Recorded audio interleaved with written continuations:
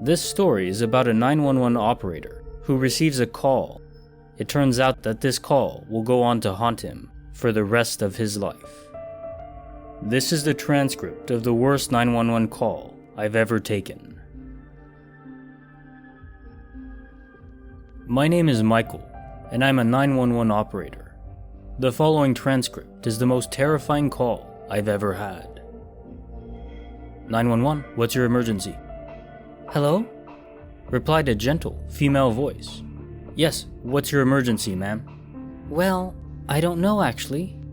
Ma'am, do you not have an emergency? Are you sure everything is okay? Well, she paused for a moment. As I said, I'm not really sure. I think I'm just being silly.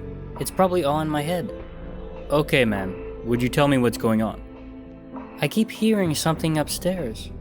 I think someone's in my home, but I'm not sure. Sorry, I know this is not something to call you guys over, but I'm just too afraid to check it out myself.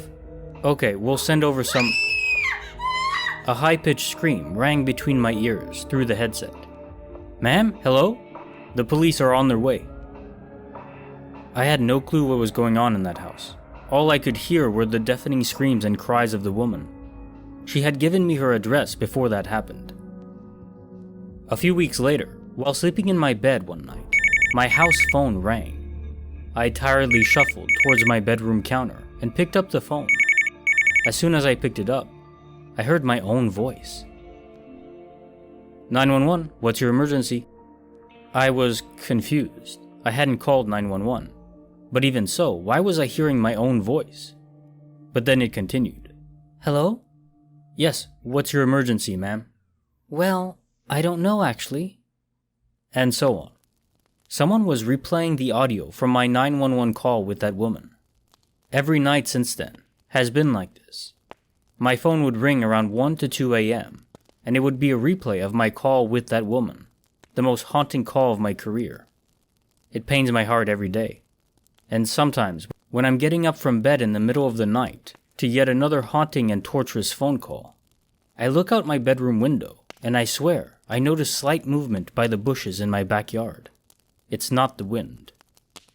When the police arrived at her home that night, they found her body in her living room, and her phone on the floor.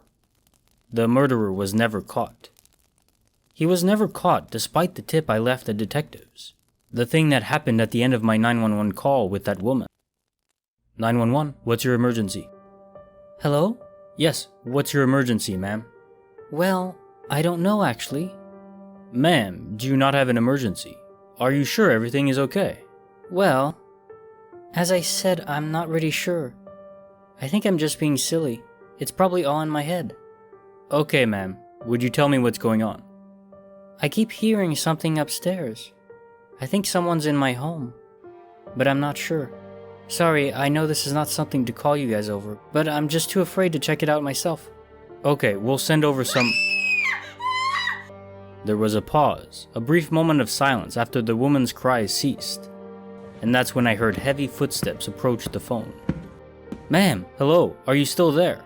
He breathed heavily into the phone. Michael. A male voice whispered sinisterly. How did I do, Michael? Did her screams excite you as much as they did me? I was confused. Who was this person and how did they know my name? Who is this? I demanded to know. I could hear the police sirens in the background before the mysterious man finally replied. I am going to make sure you never forget this night, Michael.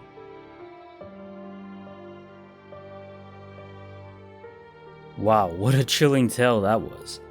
I don't even know what to make of it. I mean, if you're a 911 operator and you're trying to help people all day long, and then you just find yourself in this one particular call, and the murderer is going to haunt you after that?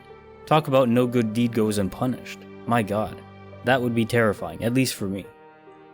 But I did enjoy this little short story. If you did too, be sure to like the video, and I always like hearing comments about the story. So if you have any thoughts, be sure to share them. I'm always interested.